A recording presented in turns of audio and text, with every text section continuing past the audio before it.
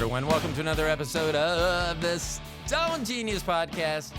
My name's Ro. I'm the Stone Genius. You know me. I'm often stoned. I'm always a genius, unless you ask my wife. So I am very excited about the guest that we have on the program today. So in a former life, not literally a former life that I've talked about with other people on this, it's not when I was a Viking. I'm literally talking about just a former career. I was very involved in HR, and so our guest today is known as the HR Lady from the website thehrlady.com. Wendy Sellers, welcome to the program. Hey, how you doing, everybody? Very good. I am so glad, and I know the audience, they're very abrupt here. I apologize for that sometimes with them. So in a previous life, I was director of operations for a staffing firm, and we had about 8,000 employees that went through our company in a year. And Whoa. I had been in and around training in HR for a long time. So for me to get on that side of it, and it just blew me away. So that's why I was excited to have you on the show, because I want you to introduce yourself and tell the audience a little bit about who you are. But, man, I really want to take a deep dive into this because I think HR has changed a lot over the years. Oh, yes, it certainly has, especially since the pandemic. But it's finally, I think, going in the direction that it should have been going in a long, long time ago. You know, and it's weird because it seems like it's always HR people that see that. And then no one wants to friggin' listen to us. And so this is how afraid I am of just having HR in the title and sentence of this, that I said friggin' instead of fucking. Because everyone in the audience right now was like, they're like, what did he just say? Did he just censor himself? Yeah, I did. So, I just didn't want to end up in your office someday and have to hear the speech about my language. So, sorry to cut in on that. You're definitely not going to have any issues with me, since I have 2 books, and one of them is called The Assh le Whisperer. So don't worry about cursing around. And I did want to ask about that, because the other one is It Up Buttercup. And my wife was like, she goes, that sounds like you would write it. Because... and it's probably because I am somewhere on the spectrum and I lack some. I lack empathy a lot of times because I'm just very direct. It's either true or it's not true. We're doing this. We're not doing. It's very black and white for me. I hate gray areas. I really do. So when I saw those titles, because oh my God, I was. There's a reason I say that in my current position, I'm serving my penance right now here on Earth, because I probably was not the best HR lead that I could have been in retrospect. Gotcha. Well, at least you know now. Yeah. Well, what I know now is never get back into HR. I don't blame you one bit. As the HR lady, I don't think I could handle being in a corporate position. You know, I'm an HR consultant. Right. And the reason I became a consultant is I worked, when I started my HR career, I worked at a really, really great company. I had no business being in HR. I had no experience except for some management experience. And then I just, I figured it out and then went back to college again and got another degree in HR. But anyway, when I finally ended up, going to a career as a consultant, it was because I left a wonderful, wonderful company because of economic turmoil. And then I worked for a really crappy company for a year. And I was like, no, nobody ever has to work for this type of company. And I'm going to go help companies not be this type. And so that's kind of what my goal is. Like, hey, how about we all just get along? And if you treat your employees well, then everybody makes money, and then everybody can go home at the end of the day and not want to kill themselves. So yeah, that's pretty much my. So was the company that gave you this epiphany, was it a small, medium, or large size company? I would say it wasn't super small, but it definitely wasn't large. It was the original owner at the time was the CEO, and so it was, I would say, on the smaller side, but not like 20 people. There was definitely couple hundred people, and they just, Ki- didn't really know how to manage people and didn't know how to talk to other human beings.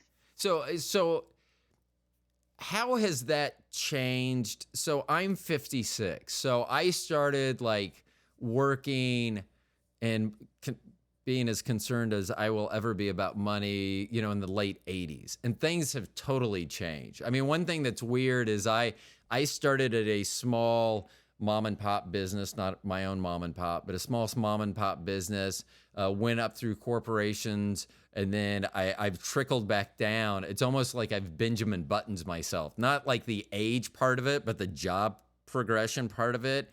And so I'm back with a mom and pop. And I thought that there were a lot of benefits to that, and there are. But man, there's a lot of drawbacks. I mean, I guess I never looked at it really from that aspect, from the small business, because they got a lot. I mean, and I know they can't offer. Like one thing right now is I need knee replacement. Well, I can't afford to take 6 weeks off for my job that I currently have. But if I was back at my previous job, I would have been able to take 8 weeks off at 100% pay. And if I needed another 8 at 80% pay, and they would have just been like, that's fine. Just tell us what you need.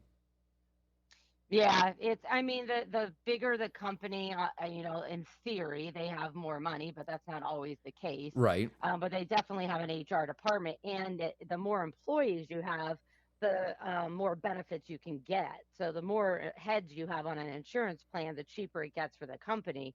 If you're a small company and you only have even under 100 employees, not all those employees are going to sign up for the insurance because they might have it somewhere else. And so then the insurance gets a lot more expensive.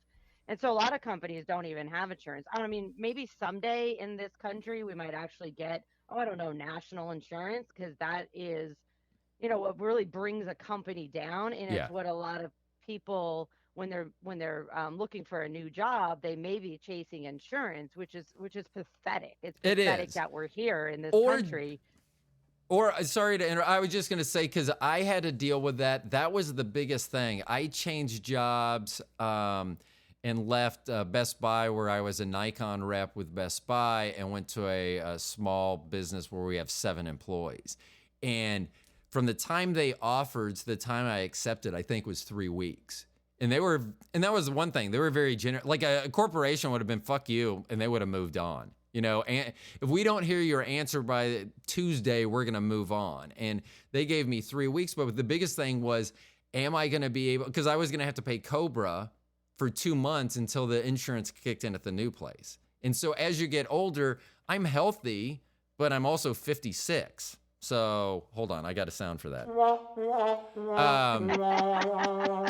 I mean, that was the biggest thing. I agree. I find it hard to believe that out of what they consider the 33 industrialized countries, that 32 of them have figured out socialized medicine.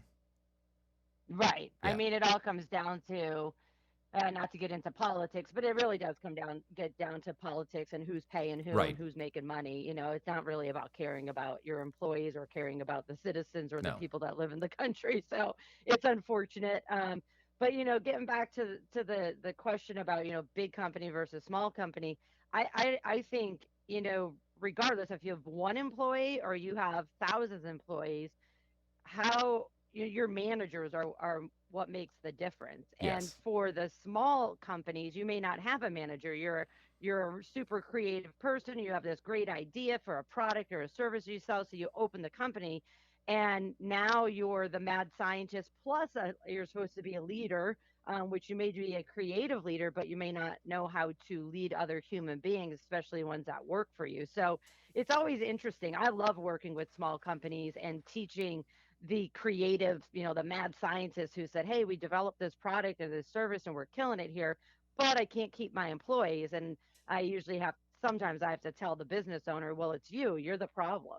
Right. So let's get other people in and get them trained how to be a manager. And you just go over here and continue running the business forward and being creative and coming up with ideas for products and services, and let other people who actually like dealing with human beings and or just know the law and know how to motivate people, let them Right. do it. half the time we're just getting our own way, you know. So many business owners also, they promote somebody. Oh, Joe, you've been here for 3 years, you're thinking about quitting. Wait, how about I promote you to a manager and then I could pay you more, but I'm not going to give you any training. Right. So tomorrow you're going to come back as a manager and then I'm going to be mad at you because you don't know how to manage. Well, in that, so I was a corporate trainer with Sprint back in the day. So I was with them 2002 to 2005. And they had what was called the University of Excellence. They were known as a very top tier training program. So they would put people through training. The problem was they would put the wrong people through training. And that was my fight. I was always good at being able to identify talent, even if I was at a store and it was the Dale Mabry store of Sprint. And I can say Dale Mabry because you'll know what I'm referencing there. So I was at the Dale Mabry store at Sprint, and I was helping a new manager who shouldn't have been a manager, but he had never hired people, he didn't know how to do interviews, but needed to hire a salesperson. So I sat in there and we're talking and everything, and so he's about to wrap it up, and from his tone and his response and his follow-ups, it just sounded like he was kind of negative. So I kind of paused it. I asked to step outside. I go, what do you think? And he goes, I don't think he'll be a good salesperson. I go, you're 100% right. He goes, so I'm going to pass on him. I go, what is he good at? He goes, man, he's got a good technical mind, blah, blah, and was naming off all this stuff. And I go, do you have any other positions open? He goes, yeah, I have a tech position. He goes, I should offer him that. And I was like, yes, but I mean, sometimes people get thrust, like you say, into a position. Like in Sprint, you would see it that if someone was a great salesperson, that if the manager position would open up, they would want to make their great salesperson the manager, even if they had no aptitude for managerial skill. Because what the suits would always think is this person is now going to be able to disseminate what makes them such a great salesperson to everyone else. And that's not how that works.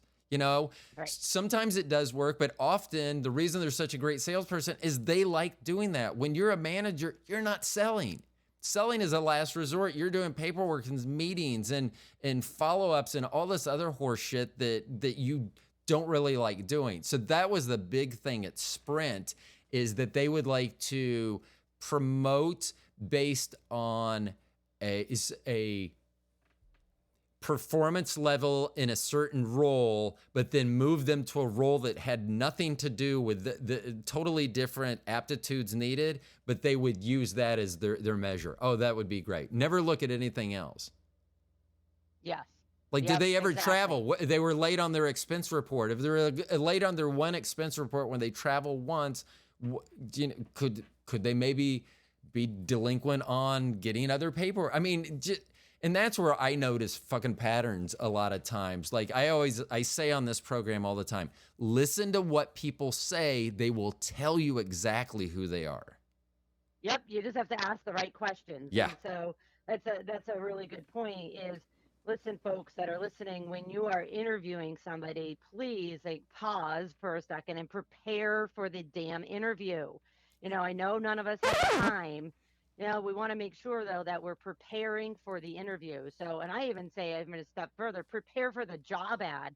Job ads that are out there, they look like crap. I'm like, You really want somebody's going to apply to this position. It's written like, I love when I see job ads and they're like, do not call us, do not email us, we will contact you. I'm like, well, you sound like friendly. I really want to work for you. As you're speaking this, I always find conflict in my life, or like I'll see someone doing something. I'm like, I can't believe they're doing that. That seems weird. And then I'm like, oh, fuck, I do it. It's just differently. So recently, our oldest was on, and she was talking about, she's on a dating app. And she goes, sometimes I'll respond to a guy. I think it was like each person had to like each other before they could communicate. So she said sometimes she would like a guy just so she could put him in his place. I believe she used a different terminology, but that was basically it. And I'll say I've actually responded to ads myself being former HR, when you look and you see like 37 bullet points of what the duties are, and it's like, how often are you doing these duties? How long do you think it takes to do this, each one of these? I mean, I'm trying to figure out, like, how many hours are you expecting me to work here at this point? So I totally agree that sometimes it's just outrageous. And then they list all this shit, and then at the bottom, then they're like, and any additional duties that may be required. Right, which is just the catch-all that we're going to make you do other things, and it's fine, if especially if you have a small company and it's all hands on deck all the time. But make sure that's incredibly clear in the interview, and don't surprise them 3 weeks in, 3 months in, to say, "Oh, by the way, you're doing all these things." Because first of all, it is freaking expensive to recruit now. It is expensive to just put a job ad on Indeed, which used to be like the cheapest place to go. Right. So when you're putting a crappy job ad up there and it's not even like, doesn't even tell you what the job is, or it's so strict that it's like, you must do this and you can't do this, and we don't have benefits and we don't have this. It's like, all right, you're just spending money just to spend money. Nobody good is going to apply to a crappy job ad. And then the ones that are so vague that it looks like, oh, anybody could apply here. And that's what happens. Everybody on all levels, Right. across the country applies to this job ad because it's really not clear what the heck you're going to do. Now, somebody at the company has to go through all those applications, whether you have HR, a recruiting, a staffing company, or in most businesses across the United States are small businesses. So that means it's usually some admin person, or me or you, not me, the HR lady, but Right. an operations person going through that, because we have time to do that. We have time to go through 1,000 applications that came in overnight because the job ad wasn't clear. So if anybody is interviewing that's listening today, please, before you put that job ad out, stop, collaborate, and listen. Now, I like that. make sure that you stop and say, okay, we want this job ad to be as realistic as possible. It explains our awesome company culture, what benefits we have or we don't, what training we have or we don't. Compensation and benefits are very key to putting a job ad. In many states, it's mandatory now, and in other states it's not. But I won't work with you if you don't put your pay in a job ad, because I already know you're being shady and not transparent. So Right. I won't work with you on the staffing side, and I'm certainly not going to work with you on the other side unless you're coming to me for advice to say, hey, we need to change. Well, yeah, how about being transparent? You say in your values you're transparent, but you don't even put the amount of pay in the job ad. So that's not transparency. That's just a Yes. bunch of BS that you're using that word and want people to feel like you're being transparent, but you're not. And So, and that's when I that's always the say you first should thing. call people out, like, and I'm like that. So the small company I work for, so it's there's two partners. So the two partners, one of their wives, she works there as well. I mean, she could be considered the third partner as well. And then we have 4 full-time salespeople, and that's it at the store. And one of the partners a few weeks ago told me, he goes, "You are so high maintenance." And I go, "Yeah, I know." And I do know that, but I also know that that's something that he tolerates me because I also know what I give him. I know that my return on investment. I mean, the best stuff, you know this, you're in Florida. There's a certain things that when you live in paradise, because people would always ask me, being from Florida, they'd be like, "How did you deal with hurricanes?" And it's like, well, you would find the people you wanted to party with, and you would literally have a hurricane party. Hello, unless you were in an evacuation zone, which didn't happen, Right. doesn't happen that often. And so, but that's part of it, living in paradise. And I will tell you this: I would rather live in paradise and have a week's notice that a storm may be coming than live in the Midwest where a tornado may just drop out of the sky on your head at any given time. You may have like a couple minutes. I mean, if you've seen the movie Twister, you usually don't have that much time. They like to make it think that you have like a lot of time. You don't have that much time here. So, but Right. when I used to always say when I was a trainer, membership has its privileges, that you can pull certain things that, why don't you have something do that? And I, this is probably, so I haven't been in HR since way before the pandemic. So I got out of HR in 2011. So I'm sure things. Congratulations. Yeah, yeah. Oh, thanks, crowd. Yeah, well, at that point, it was. So I was director of operations for a staffing firm. One of my purviews was workers' compensation. And we had a subrogation claim. One of our workers was on a job site, got run over by a bobcat on the job site. So we were having to pay the claims, but we were going to go after the company to get our money back. And we were part of a captive, which is almost like self-insurance. So it really meant a lot. I worked hard to get us, when I joined the company, we were in a state pool and got us moved into this captive, which saved us hundreds of thousands of dollars a year just on premiums alone.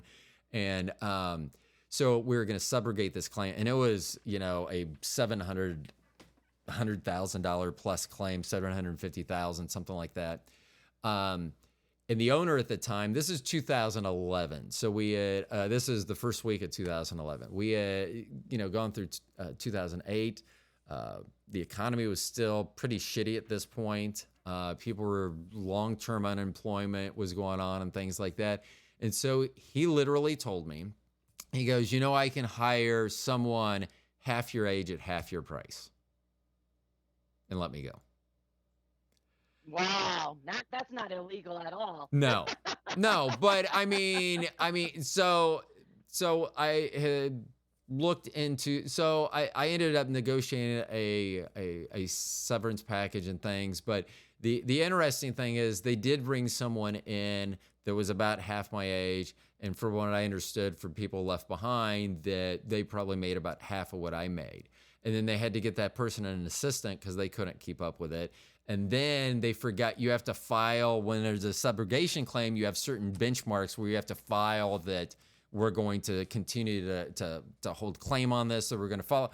And they missed those. So they never, they lost out on that reclaiming that $700,000 or whatever that amount was. So I ended up getting the last laugh because I was like, man, if you would have just kept me, you would have saved so much money.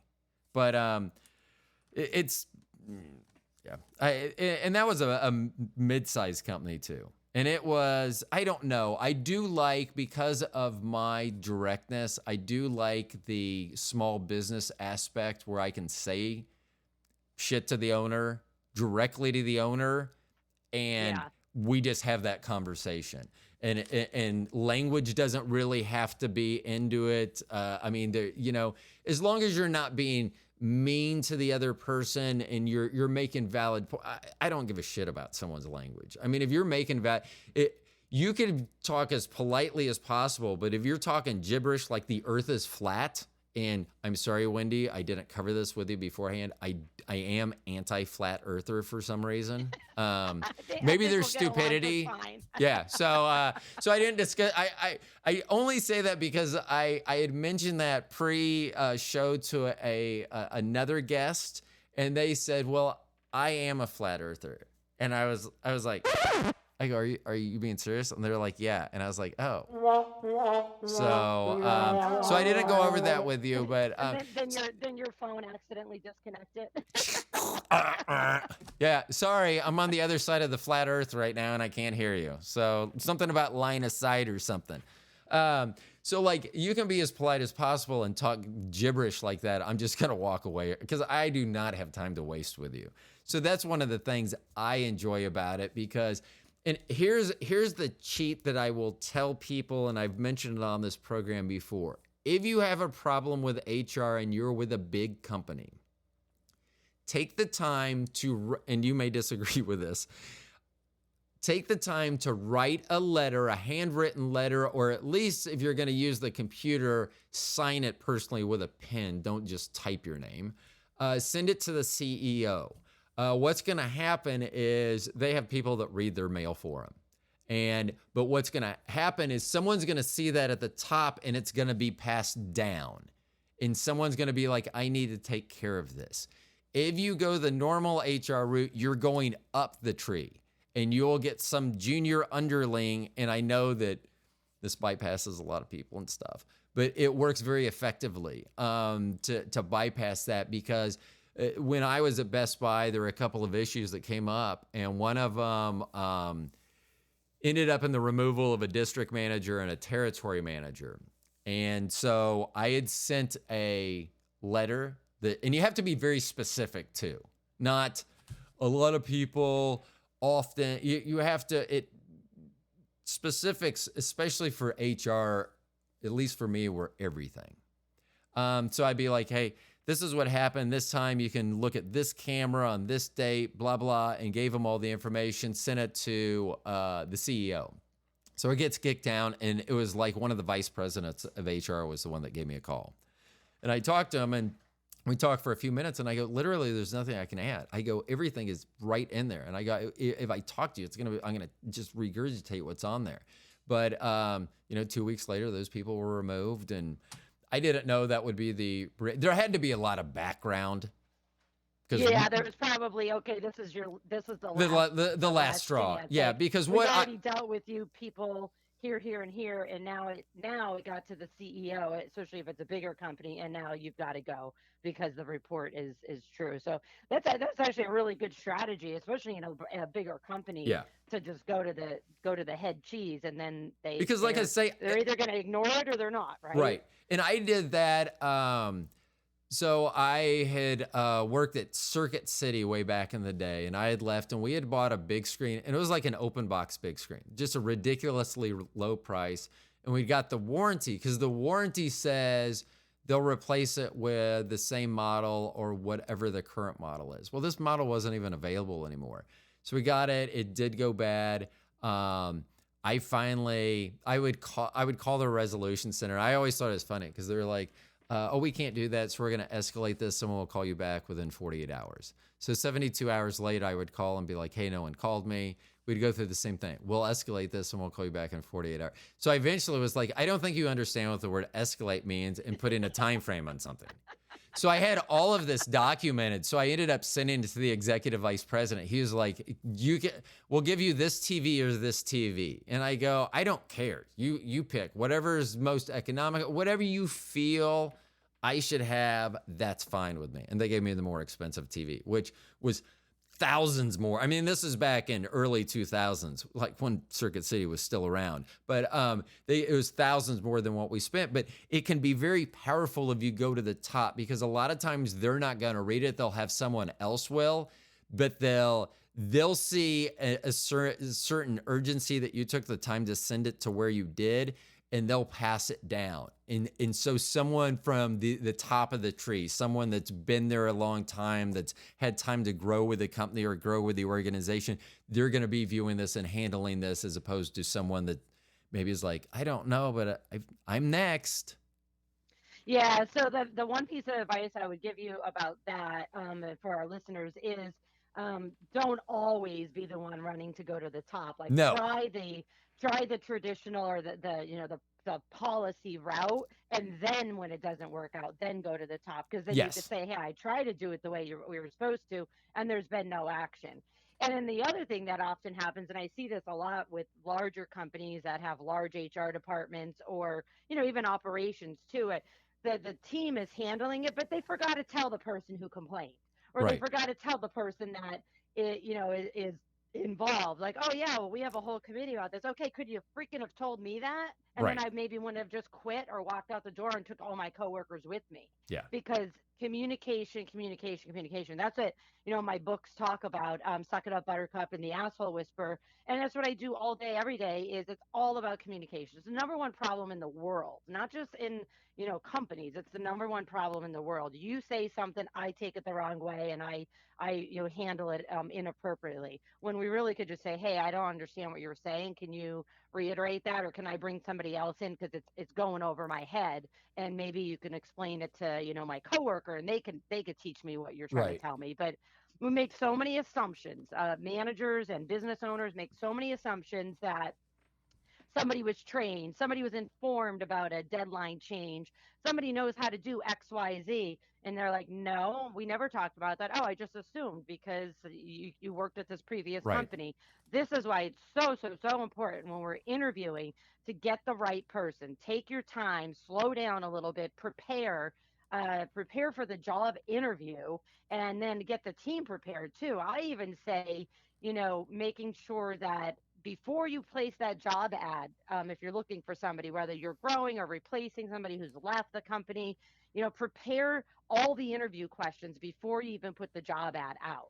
So that way, all the interview questions for interview 1, 2, and 3, if you're doing 3 sets of interviews, everybody knows what the questions are. And if I'm scheduled to do the interview today and I call out sick, somebody else could jump in because the questions are still there. Somebody still needs to, understand the interview comments, and you could look at that later. But I see so many people, just people that I know that are looking for a new job, and they apply to everything and they never hear anything back, or they go to an interview and they never hear anything. And it's like, company, you were not ready for this new hire. Why did you even do this process? You just probably spent thousands of dollars on interviewing people, and it turns out you had the wrong ad out there, or you Right. didn't ask the right questions. And now you're mad at a new hire, mad at a candidate because it's not what it's not what the company's looking for, but it's your fault. Yes. That's why I wrote the my book, Suck It Up Buttercup, Be a Leader People Will Follow. My whole theory in there is you might be part of the problem. And majority of the book is about me and how I royally screwed up being a manager. So being HR is one thing, but then when I had to actually manage people in my department, I made so many mistakes. And I don't want other people to have to make those same mistakes. But you know what? Sometimes we have to screw up to learn. And that's just the way life is. Yeah. And I think, as long as and to be a good leader, you need to be able to accept failure or a Yep. non-positive. I guess that would be negative, non-positive. I guess negative outcomes and be okay. Like nothing ever bothers me, which is funny because that bothers a lot of people. And I'm like, boy, you don't understand how amazing it is to not literally. And it's not that I don't care about things. I don't bother. I mean, my life is literally what I can see. I'm almost positive I live in like a Minecraft simulation. Much better graphics than Minecraft, but a Minecraft simulation. And so it's when people are gone, it's like they're Schrodinger's cat. They're alive, they're dead. I don't know. They're just not around to me. And but I always find that communication, I'm trying to remember the saying because I haven't had to do it in a long time. It was, don't text if you can email, don't email if you can call, and don't call if you can talk to them face to face. Yeah, that's actually a very good analogy there for sure. You know, we do have a lot of remote workers, but That's different. That's why it was taking me a minute to remember that what I was saying, because I haven't said that in years. But I mean, and I wanted to ask you about that, and we'll get to the remote workers. But communication is, and part of it is I want to know everything because my brain as a high IQ individual is just wired differently. I process information. There was an old thing that came out, and it's like if you ask someone to write down the number 13, most people will write down a 1 and a 3. And then like a genius people will write 1 and 3, 11 plus 2, 12 plus 1. They'll write like every possible outcome because I don't know which one of these you wanted. Because all of these are, presenting. And that's one thing I used to do as a leader, and everyone, that was one of the first things they knew. I was very approachable, come to me with a problem, but I also wanted you to have a solution. And even if you said, I've never run into this, I'm not trained for it, that's fine. I'm okay with that too. I mean, your solution is let's find someone that does have the backing, but it was always like, come to this, because my answer would either be, yes, that's great, do that. That is a great idea. How about if we modify it like this? Or that I like that idea. However, I don't think it'll work because of this, and then give them a chance to rebut you. Always be open to that. And I think that's what always made it, because actually I have written down, I wanted to ask this question. Can leaders be made? I have, even at the store that I'm at now, people will walk in. The owner of the company is about 10 years older than I am, very distinguished looking gentleman. But people always will, if they want to compliment someone, they'll come up to me as the owner, that I'm not. And it's because I'm 6'5", and I think I think people, my personality, and I know exactly how I sound, but the audience is very well aware of how I think about myself. It seems like a lot of people will gravitate towards me, and it's more to, lead them to the path to hell than it is anything else. But so my question is, can leaders be made? Because just like some managers can't really be made, this is not their aptitude. Put them back on the sales floor and they're going to be amazing. Yeah, they absolutely. So there's a bunch of sides of this coin. So Just leadership like a bunch is, of sides of the flat earth. Okay. yeah, right, exactly. So it's funny. It drives me bonkers when companies. Whoa, the language, HR lady. Ah, okay, it drives me freaking crazy. I'll Okay. go there. Um, no, when companies like name on org chart level leadership, and it's like, no, no, no, that's a role. Leadership Right. is an action. It's not a role. It's not a title. And if your company, and for our listeners today, if your company has a org chart level and they're called leadership, all your employees are rolling their freaking eyes. Yeah. They're going, yeah, right, okay.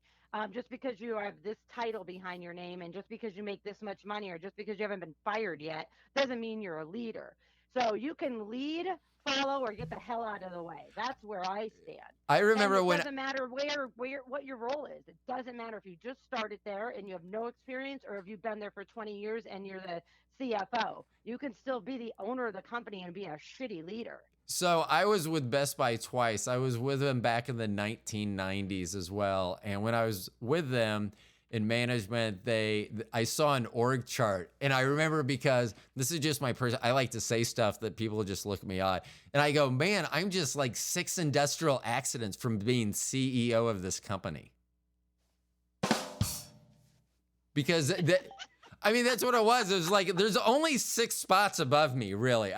There's titles and there's other people that could go into these, but if they're all on the wrong plane, or in my instance, the right plane, then I could be CEO tomorrow. Yeah. Yeah, I don't Yep. agree with it. Titles never meant anything to me. I'd be like, when No. people worked for me, I'd be like, call yourself whatever the heck you want to. Right. That's actually how I ended up being the HR lady. A company I worked with, they didn't have HR. I didn't really know HR, but we didn't have titles. So it was kind of like the HR lady. And then when I finally, wrote a book and I got trademarks on the HR lady and everything, I was like, all right, is it? I'm like, you know what? It's me. That's who I am. So let's just stop fighting and go with it. But I want to get back to the thing about, can leaders be made? And Yes. same thing about managers. So the person has to be, um, willing to, be a leader. And everybody thinks being a leader, not everybody, but a lot of people think being a leader is being me and you, where we're loud and mouthy and we take control of Right. things.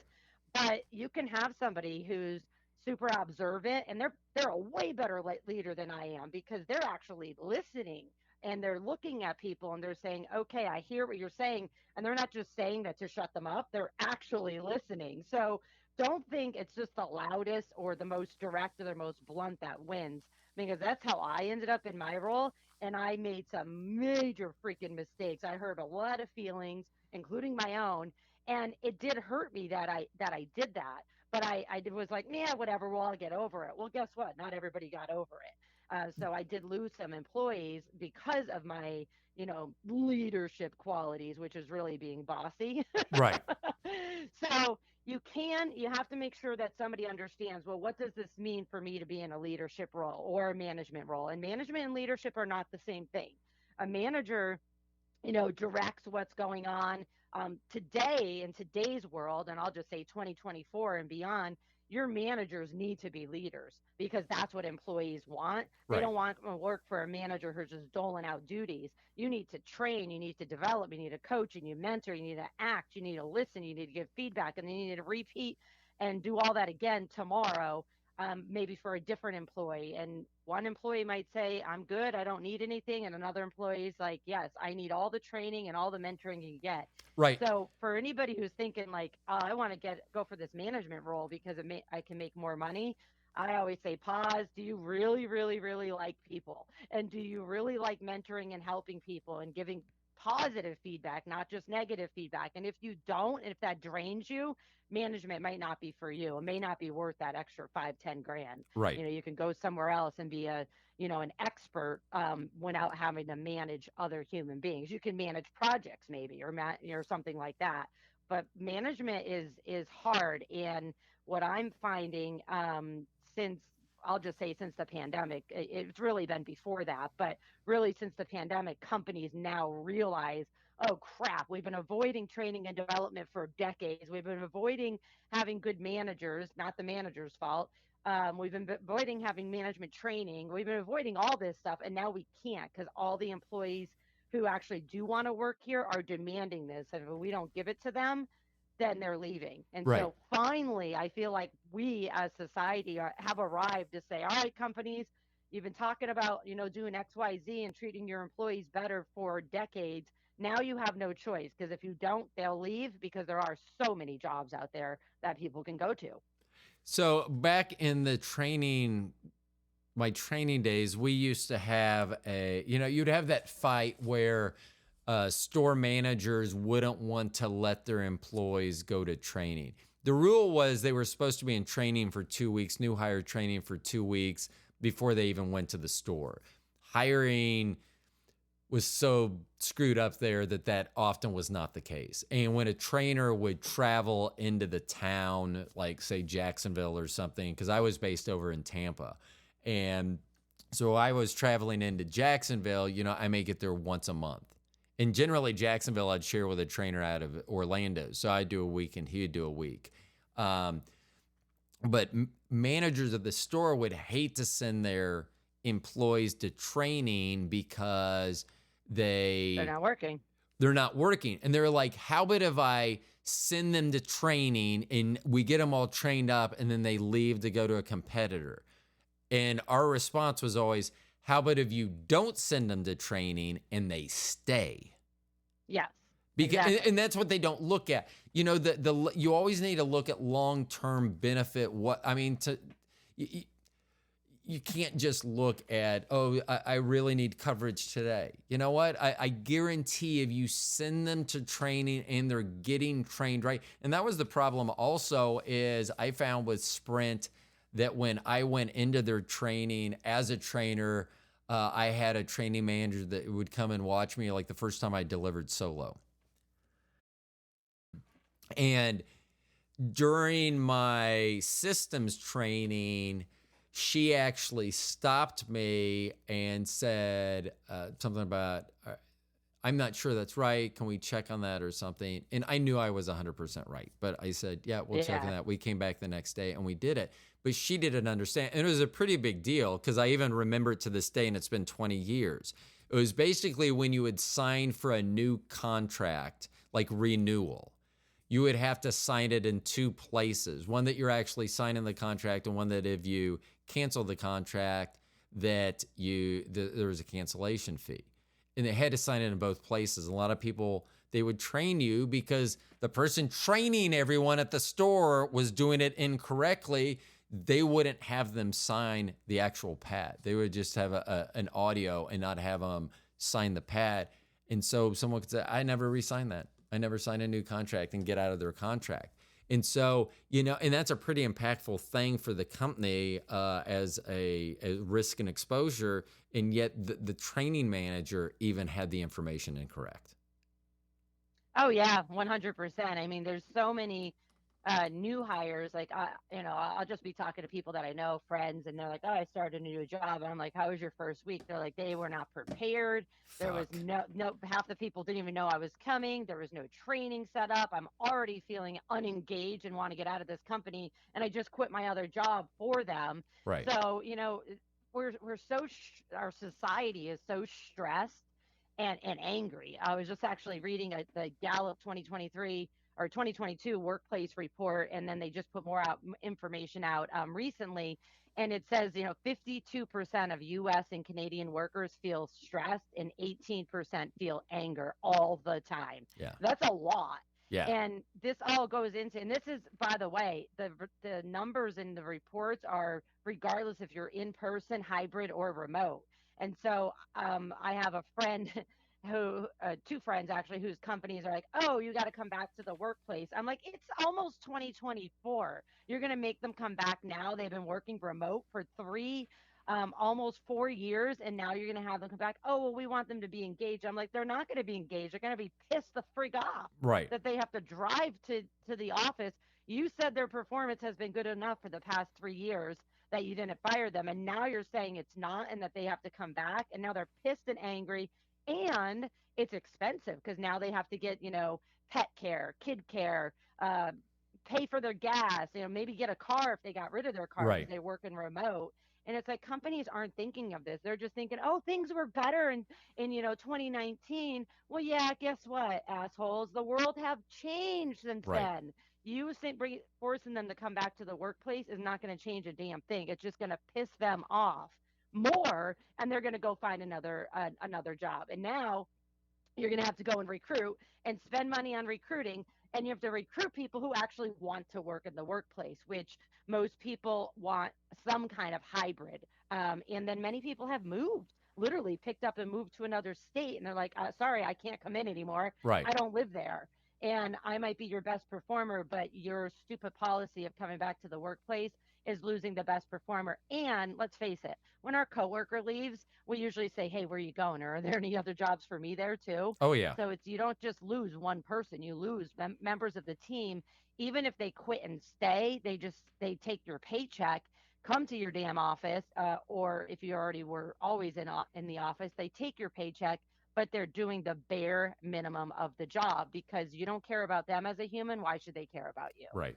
And that's how I like want to change the world. I want everyone to listen and say, all right, you're making stupid decisions.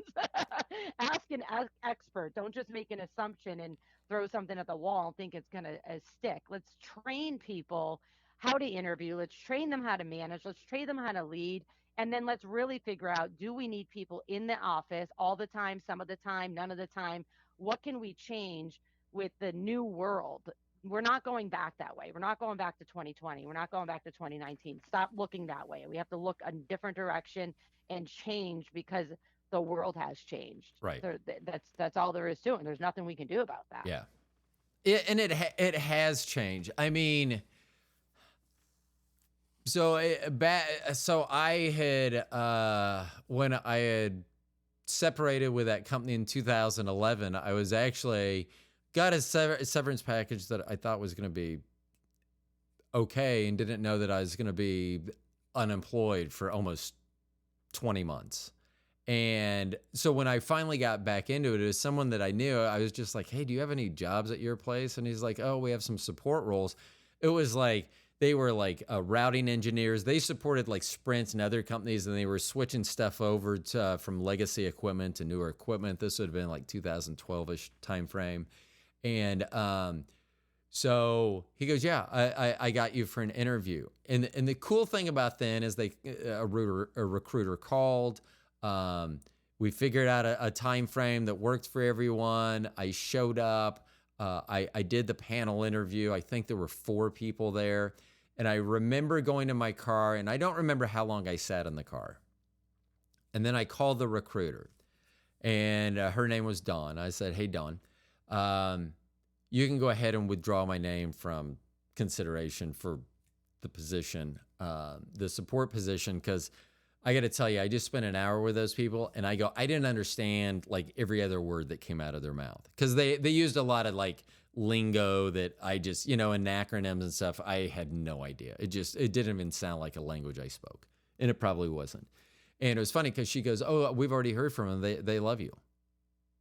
I was like, oh, okay. And so we were able to negotiate it.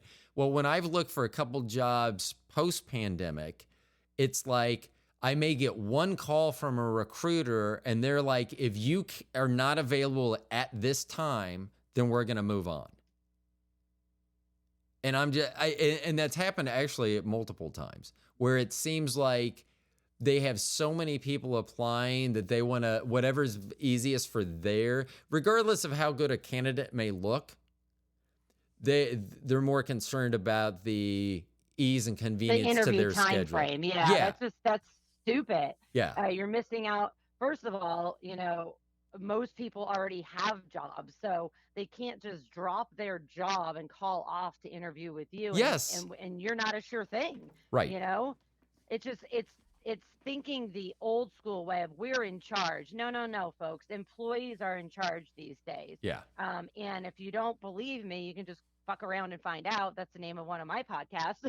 Yeah. It's like, hey, go ahead. You want to lose all the good employees and the people that are available? You know why they're available? Because they don't have a freaking job, and there's a reason they don't have a job. Right. Or it might be by choice too, but yeah, some companies just don't get it. So I really do hope that our listeners, really look into, even if you're not buying my book, somebody else's book, to say, okay, how am I supposed to, or watch YouTube videos, anything. They're free. I have a ton of resources out there. Just look me up, Wendy Sellers, the HR lady.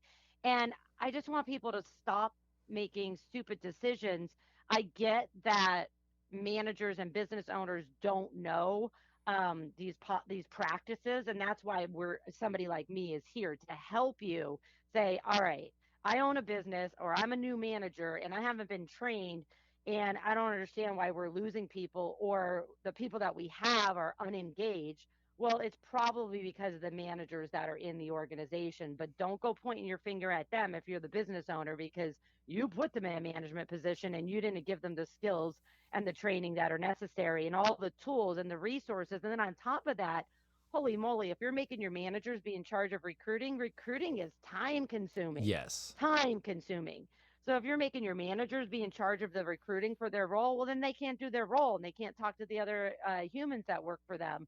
And so it would be worth it to hire a staffing company or a recruiter, or even like a temporary person, within the company, that's just a temporary role to help fill these positions, even if they're just organizing the schedules and putting together, the benefits package and things like that. You can outsource that. You don't have to hire somebody full time to do that in house, but recruiting is a full time job, and then managing is a full time job.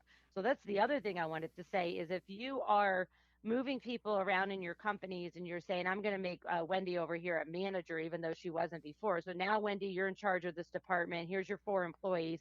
Oh, but by the way, you still have to do your other job. Right. No, that's not going to happen, because managing employees these days, and I don't care if the employees are 60 years old or 20 years old, it's not necessarily an age thing, although that does come into consideration. But managing employees in 2024 is incredibly time consuming. And so you have to take some things off of somebody's plate if you just promoted them internally from, a specialist to a manager. Now somebody else needs to be the specialist, and I need to be doing some other duties. Does that make sense? Yeah, because it's a new job.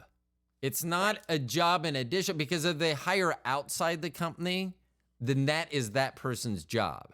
So just like, and that's the only problem that I have. So one of the issues that I have with my current job is that I am not, and they know this, if we had national health care, I would be doing this podcast full time, and that's what I would concern. My concern is not money. I've been at my current job now for over a year, and I have not looked at a paycheck once, which I probably should. I'm sure my wife does. Hold on.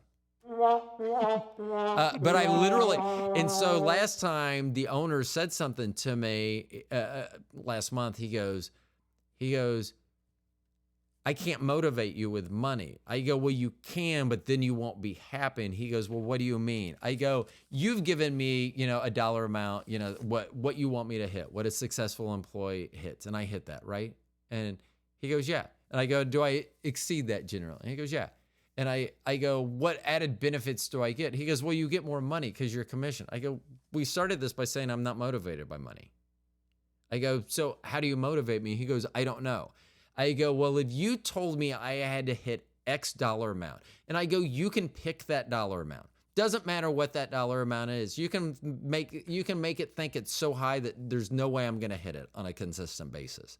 Give me a legitimate dollar amount. Give me a dollar amount, but tell me as soon as I hit that dollar amount, I can go home for the rest of the day. And he goes, I would do that. I go, no, you wouldn't, because if I came in at 10 and hit that dollar amount every day by noon or 1 or 2 o'clock and left, you would be pissed. And what you would think to yourself, man, if I force them to stay here all day, just think how much. Money. Yes. And that's not how it, because that's not the incentive. The incentive is I'm there all day making less money. So you're not going to incentivize me. Oh, now I'm going to, and that's the problem, that they lose kind of like sight on what the job description is and was. Like, and I say that sometimes. Yeah. I am not unwilling to do other things, but you hired me as a salesperson. I'm a salesperson. There's a reason that I'm not director of operations anymore. I don't want to be the one that answers the call in the middle of the night that someone got scalped at one of our job sites. That was the worst thing I'd ever seen. I didn't want to deal with shit like that anymore. And I have said it to one of the owners that I work for. I go, this job's my penance.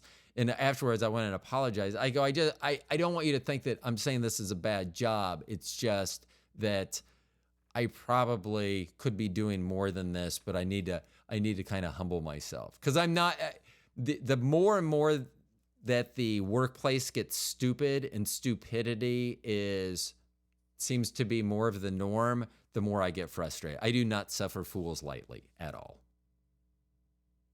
Yeah. Yeah. It just blows my mind that at this day and age, like we being businesses pay so much money to fill seats, to fill empty seats. We know that there's a crunch on staff, especially experienced staff, right? Right. And then we do all that, like, yes, we got somebody, and now we want to wring them out to death. You met your goals, but we want more from you, right? Because we just want you to work over 2,000 hours a year or 3,000 hours, but no, that's not what we agreed to. Right. You know, we agreed to, you wanted me to do X, Y, Z. I did it in the snap of my fingers. And now you want me to stay here, and you're going to wring me dry emotionally, everything. And then when I walk out the door, you don't understand what's going on. So, you know, it's easy when you're talking about sales, commission, or maybe a salaried person, because it doesn't matter, you know, then the pay, right. So to speak. Sales is a little bit different. But when you're dealing with hourly people, it's a little bit different. Like, you're like, well, in order to get you to get a 40-hour work week, to get your full paycheck, you have to work 40 hours. Yeah, but they could be sitting there doing nothing for 40 hours. Right. You know, but you still got to pay them.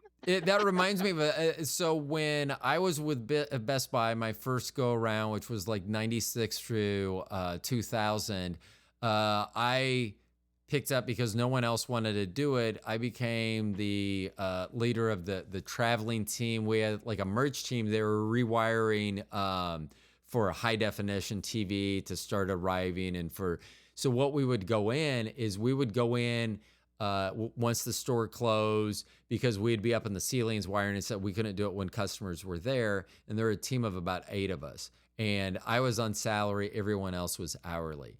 And what I was finding out is they would be doing this work, and then they would be wrapping up just before the store opened the next morning. And so it'd be like, you know, we'd be there 10, 11 hours at night. And I was like, this is not that hard of work. So I went to him and I go, hey, can we just say when we get the stuff done, we're done? Whether that's enough in a night, or whether we get done and it didn't take Monday through Friday, it took Monday through Wednesday. Can we just be done, but you pay them the same amount? Can you salary all these people? Or can't really term it as salary, but can you put them on a set amount, like a draw? And so they did that. And amazingly, we would start at 10 p.m., get done at 2 a.m., you know, go to Denny's that was next to our La Quinta Inn or wherever in Oklahoma City that we were staying at. And we'd all eat, you know, and then we'd sleep, and we'd get up and go to movies or hang out at the pool, and then we'd do it all over again. But it really and so sometimes it's finding the carrot and too Right. often bad leaders, managers, owners, if it's a small business, don't know the right carrot to dangle. Exactly, exactly. You could pay people more, you just can't pay them less, Right. you know? So it's like, you could actually have a non-exempt salary. It's a little complicated, but you can have, salary is usually exempt where it's for Right. a professional role, something like that. But you Right. can pay hourly workers a non-exempt salary. The only thing is, if they work over 40 hours in the work week on the federal law, you have to pay them overtime, a time and a half, but you could pay them 40 hours for only working 20 hours because they hit numbers, Right. or you're being generous. I Eh, have a client who does that, and they're like, we just want everyone to be salaried. Like, does anybody ever work overtime? They're like, no, we frown upon it. I'm like, well, then they're non-exempt salaried. So they still feel good that they're salaried, but you can't call them exempt salaried Right. because that's, now you're violating federal law. Yeah. And then depending on where you're at in each state, all the states have their own rules too. So, it just, for our listeners, there's ways to get creative without breaking the law, but we have to ask each individual employee, what motivates you? Many employees say, I don't want to, these are not great employees, but many employees will say, I don't want to get it done faster because then I won't get those 5 hours of overtime. Right. So Yeah. they're So purposely dragging their feet so they could get the overtime. Well, just pay them more or give them a bonus, whatever, if they get it done and they still walk away with the same amount of work that we wanted out of them. And in the end, we paid the same because they were dragging their feet for the overtime pay. when So it's Best like, Oh, I was just gonna say, kind of along that lines, when people are different. There's a guy at Best Buy when Best Buy so my position with Nikon, I was what was called vendor provided labor. So I was there, and I was a Best Buy employee, but my position was paid for by Nikon. And so they only wanted me. My primary was Nikon, secondary was other cameras in case one of the other reps wasn't around. I didn't help anywhere else in the store. In fact, I refuse. Like, a manager would be standing next to me paging, is there anyone available to help en route, or is anyone? And I would just be standing there on my phone on Instagram scrolling through because I didn't have a camera customer. And that was what my job was. But I had my money going on. And then when one of the guys on sales went to commission, and I don't know if this continued to play out, but they had put some of their stores, and this was a test market store, some of them on commission. And I remember him saying he had sold something and goes, I just made an extra $20. And I was thinking, I would have got to leave. I would have wanted to leave an hour earlier because I'm all about, once I hit the amount of money I want to make, I want to leave. I'm gone. And so if I hit that, if I can do things that make me hit that number earlier so I can leave earlier, because me not being at work that's more important than having more money in my pocket. Like, oh, if you stayed another 3 hours, you'd make an extra $100. Or I go home and not work and hang out with my family and walk the dog or do things that mean, because money is just not I'm not sure I finished. So the owner of the company would give me my commission sheets, and he goes, every time I give them to you, you don't even look at it, you just fold it up and put it in your pocket. So when he gave me mine for the month that just ended, as soon as he handed it to me, it's like, oh, thank you. And I looked at it and put a finger on, I went line by line. I was like, mm-hmm. And he just laughed and walked. And I folded it up and put it in my pocket. But I very much appreciate him doing everything that he does.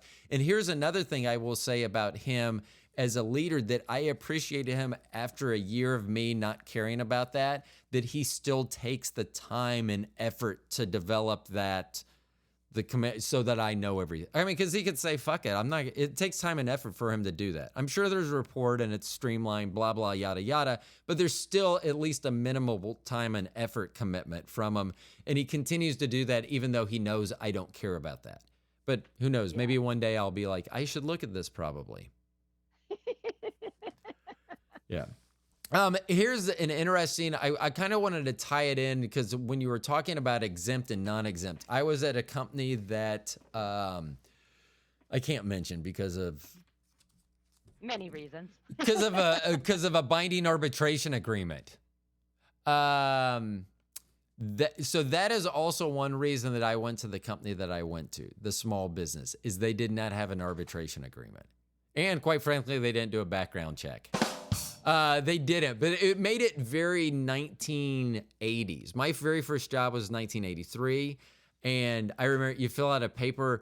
I filled out, I think, Indeed, like on Indeed, and then they called me almost immediately. I went in, and I think I got offered a job the next day. And so I don't think I ever filled out a paper application prior to the offer or anything like that. So I very much like that, but I like the fact that they didn't have an arbitration agreement because that pisses me off. I can't get into it, but they are not. I was surprised at something that's termed binding arbitration, because what I thought was whatever the arbitrator said was binding by both parties. I found that not to be as true as it is, as true as that statement seems to be. So, because they had made a whole bunch of us exempt just so they could work the shit out of us. Because there was one quarter that we averaged over 73 hours a week, which is 6 12-hour days. Yeah. Yeah. That's a lot. No, Yeah. thank you. No, thank you. And you know, I have to say I'll just say the younger generations, they're not standing for that. I mean, and I don't want to say that millennials or Gen Z are lazy, because that's not the case at all. The world has changed, and they've been screwed as kids and as young adults, and they say, screw that. My company, any company, it does not care about me the way I care about my job. So I'm going to do what I agreed to do, but no more. Right. And I don't see anything wrong with that. And I know, you know, baby boomers and Gen X were like, well, no, that's not the way the world works. Well, that's fucked up that was the way the world works, that you can abuse somebody in the workplace and make them work all these hours for a crappy pay. So here I have two sounds for this. I just want to interject because I have both a and a. So here, I totally agree with that. So that was one of my problems. So my parents, when I was growing up, ADD and like genius, or just having a mind that processes information differently on the spectrum. However, my parents used to think we lived right behind a mall when we moved to Kansas City, or when we moved to Kansas City, there was a mall. So I worked there, and I probably had 20 jobs in that mall. And my parents were always like, you can't keep a job. Like, he just can't keep a job, can't keep a job, can't keep a job. That was not the case.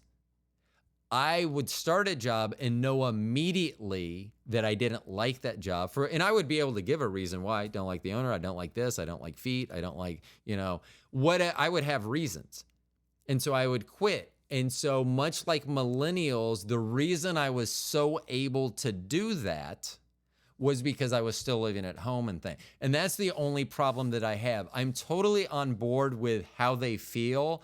The problem that I see is that because we have kids in their 20s, 2 grown kids in their 20s, children in their 20s, adults in their 20s. But, if they're like, well, I can just do this and then I can always move back home. Hold on. Wait, hold on. Hold on. Because it's like there's always consequences with every decision that's made. And sometimes you just have to swallow it. Do I think people should be mistreated or forced to do things they don't want to, or feel? No, not at all. But you don't get to say, I'm not going to do that, but I'm going to live at home and do. One of the things that really pissed me off, and I'm sorry, you're seeing my brain, how it jumps around.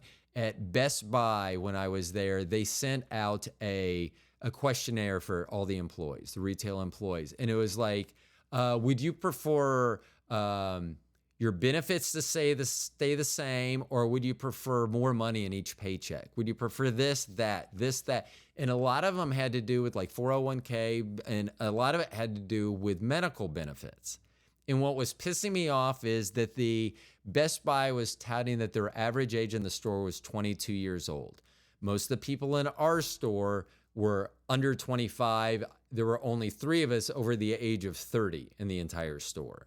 And that was by purpose by the management, which also illegal, but that's a totally different story. Now I lost my train of thought of where I was. No, I lost my train of thought. See, that's how I get sometimes.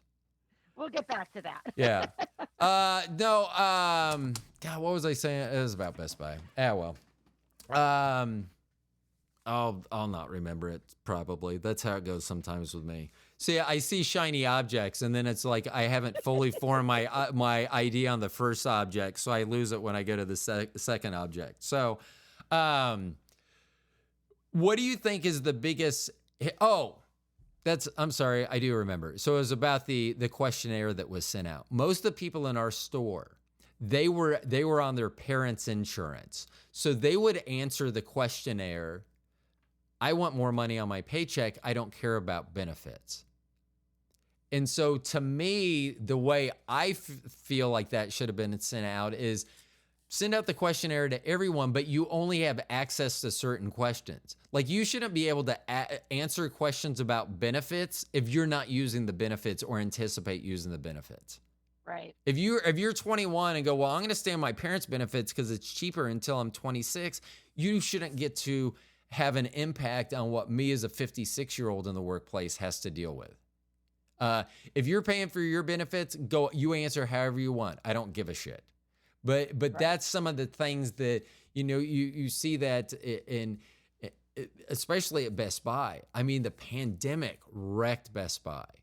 So when I was hired back in, and I only thought I was going to be there a month or two in 2018 during the holiday season. I just finished getting another degree, and I was like, I'm going to do this till the start of the new year. Then I'll find something. And I ended up going back for 4 years. But in late 2018, 2019, the store I was at had the most wonderful staff that I had seen assembled. The GM, she was amazing at not only identifying talent, being able to identify where that talent needs to go, what part they're going to play in the cast. And it was a lot bigger then. I mean, they had every night you had 3 or 4 people in customer service, and you had all the people at the register, and then every department was full. And now if you walk into a Best Buy, my old Best Buy, they may have 5 or 6 people there. I'm shocked that there's anything left on the shelves that people aren't just robbing them blind because of the number of people. So it's really changed over the pandemic. Yeah. Yeah. I mean, things have completely changed since the pandemic, and then they're just going to keep going forward. The dealing with employees and customers, the expectations are different, than we'll just say 2020 and before that. The funny thing is, though, most employees, like what we want today, we actually wanted in 2018, 2016, 2015, but the economy, the market, companies were still in charge. Right. And they're not anymore. And I know there's, all the, news now that, there's layoffs and things like that. It's very, very, very small in the big scheme of things. But when we start hearing that, employees aren't in charge anymore, I call bullshit, absolutely bullshit, because they are in charge. We don't have enough trained humans to do what we need them to do today. They might be trained on a different skill that doesn't really exist anymore. So now we need to be willing to take people into our roles that are willing to work, first of all, are willing to take your crappy compensation and benefits, second of all, in store or remote, hybrid, whatever it is. But then we have to be willing to train them on the skills that didn't even exist last year. And you somehow think, I'm going to interview this person, they have the skills that I need. Like, no, that skill didn't exist last year. So don't get mad at the employee or the candidate that they don't have the skills when you hire them. You still have to have a training program, and just to talk a little bit about like the big news things that come out as of lately of layoffs. Most of those layoffs that are happening, they're really, really large companies, first of all, and second of all, they hired more employees than they ever needed because their service or their product was needed due to the pandemic. Right. And so they overhired because they were greedy and they wanted the money. And now they're laying off the people that they overhired. That's not the same thing with the small businesses, which most of our companies in the United States are small businesses. And I mean like 100 employees and under. And those people are still struggling finding employees. So I personally, as the HR lady, I'm not worried about, a recession. I'm not worried about all these layoffs that are going on. I'm worried about those people that are getting laid off that, are they going to be able to find new jobs? I think the answer is yes. It's just going to have to be a different job, Right. and they may have to learn new skills themselves. So for the folks that are listening saying, I need to get the hell out of my company, go get all the training that you can, especially if you've been laid off. Every state in the United States has some kind of training, I'll say grant for lack Right. of a better word, but you can go through the unemployment office. It's hard in some states, especially Florida, makes it incredibly difficult to get that training. But if you're, one that says, oh, I got nothing else to do, I've been let go, and now I have 40 hours free in my week or whatever, how many hours you use that time to take the training that our tax money already pays for. Right. It's sometimes very, very difficult to find and to get because the people that are in charge of it are they're not trained on their own services. The people that are on unemployment office, they're not trained on how do I help these employees or these former employees who are now looking for new skills and new jobs. But there's so many free things out there or cheap things that you really should take this opportunity if you're laid off to figure out new skills, put them on your resume, make sure you're not lying about it, and going forward, instead of saying I want to hang on to my old career that doesn't really exist anymore. Right. So, to add on to that, in Kansas, I don't know if it's still this name, or it used to be called Kansas Workforce. And you could go and take a whole battery of tests, and then they would have jobs there that they would match you with. And there were some really good jobs there. So I had done that at one point a long time ago. And then when I was laid off from a company that I can't really talk about, there was a program, don't know if it's still around. I don't know the parameters of how I don't remember. Someone told me about it, so I applied for it. But it was like Trade Readjustment Assistance, TRAA, Trade Readjustment Assistance, TRAA, I think what it was.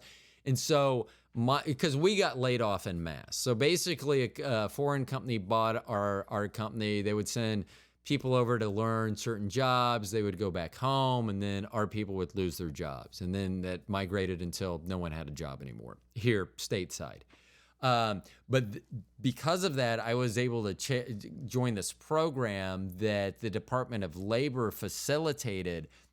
So I was able to go back and get another degree. And I finally got I got a business degree. I was able to just get a business degree. And so they paid everything. I never saw a bill. They paid all my tuition. They paid all my books. I would get the numbers. I would send it to them. I would have to meet with them. I had someone that, I had to turn in my grades at the end of each semester, but then they had to pay me on top of that. So it was almost $500 a week. And then as opposed to unemployment, I was able to work on top of that. So I was able to work part-time, go to school, and I wouldn't have been able to go back to school and get this degree if not for that extra money. So it was because I was able to work part-time then. So it was very beneficial to me. So there are programs out there that will let you go back and finish things. Because I'd mentioned earlier that when I was laid off because I can hire someone half your age at half your price, I also didn't have a college degree. I didn't finish college at that point. So this allowed me to go back, and after 30 years, I'd lost so many credits anyways, almost like a new student, but I was able to go back and finally get that degree. And actually, that's probably, as an adult, that sticks out more than anything else because that was not just me. I had professors and others that helped and other students, project. But that was, I pretty much could determine how I graduated, what my grade, I was capable of doing that. I focused full time. I wasn't a shithead kid anymore.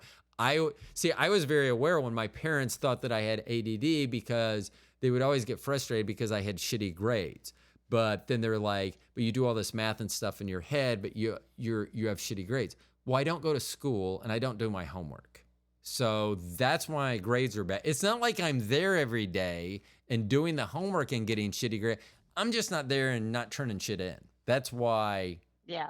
So Yeah, you can be a crappy student and be an amazing employee. yeah, So I'll get back to that in a second. So I wanted to just address real quick yeah. for our listeners, especially if you know anybody that has been laid off.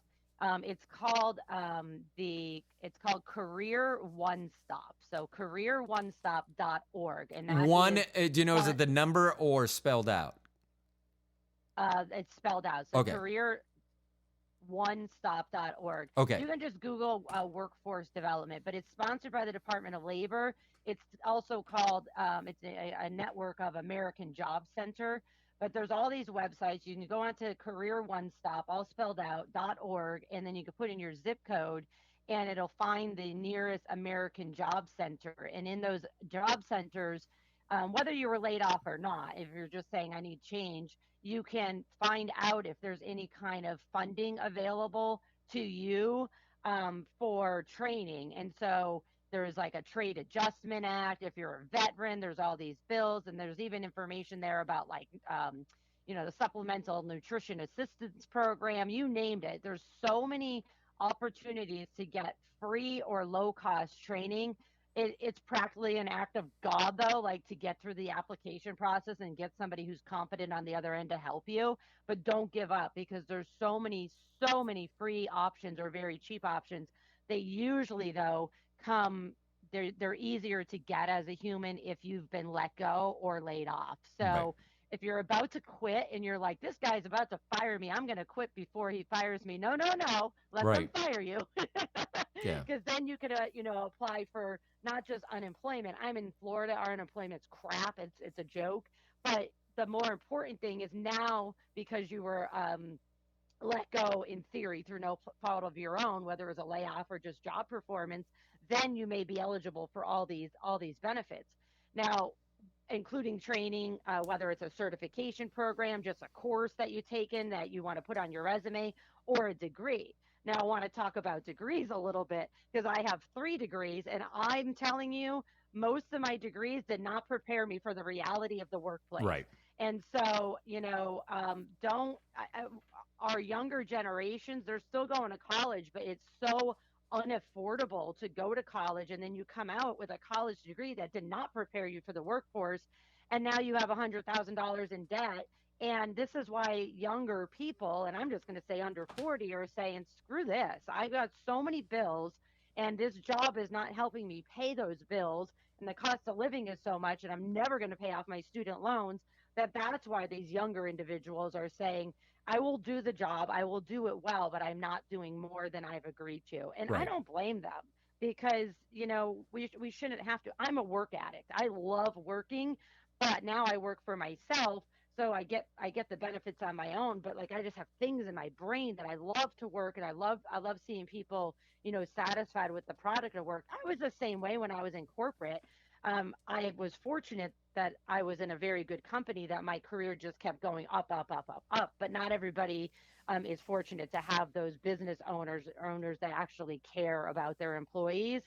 And for the people that are listening today going, I don't give a shit about my employees. Okay, that's fine. That's a strategy too. Right. But here's what you should give a shit about is your bottom line. So if you just pretend a little bit that you care about your employees, maybe you actually will start caring about them, because when you care about your employees and you help them succeed, they'll help you succeed.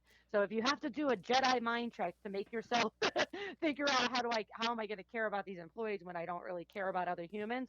If it's all about money, caring about employees is going to make you more money. Right. And that's how you can, maybe turn it around to say, all right, I know you don't care about people's feelings, but here's the bottom line. When we do this, when we have a celebration, or we give awards out, or we give bonuses, people stay at the company and they do more than we ask them to. So that could be the way you can connect it to the, I'll just say the CEO or the CFO who doesn't necessarily care about people. Not saying that all the CEOs or CFOs don't care about people, but that's kind of like the Jedi mind trick that I deal with when I'm talking to people of like, all right, I could tell you're a real jerk, you don't care about people's feelings, but the bottom line is going to be affected by people's Right. feelings.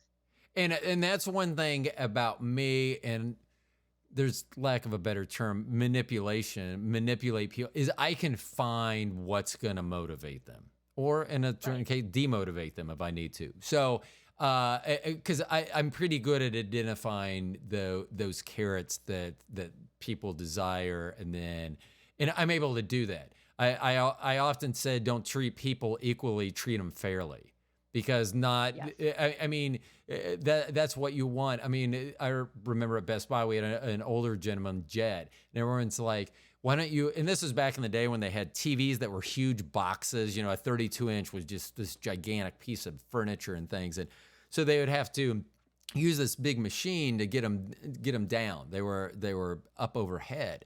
And the younger guys would be like, why don't you ever make Jed do any of that work? And I'm like, well, I can, but we'll probably be here later. I go, but that's fine. If you guys want to vacuum and dust, that's fine. I'll have Jed, I'll have him do that. And they go, no, we want to get out at a certain time. I'm like, okay. I mean, there's a reason and sometimes you have to explain it too.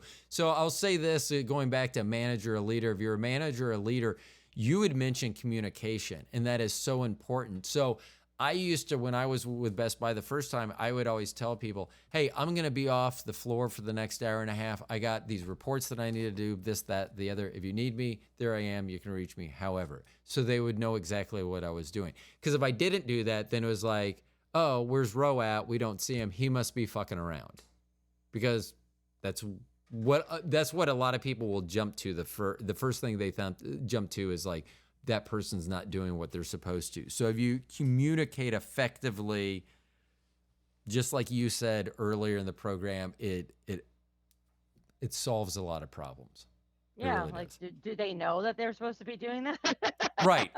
Yeah.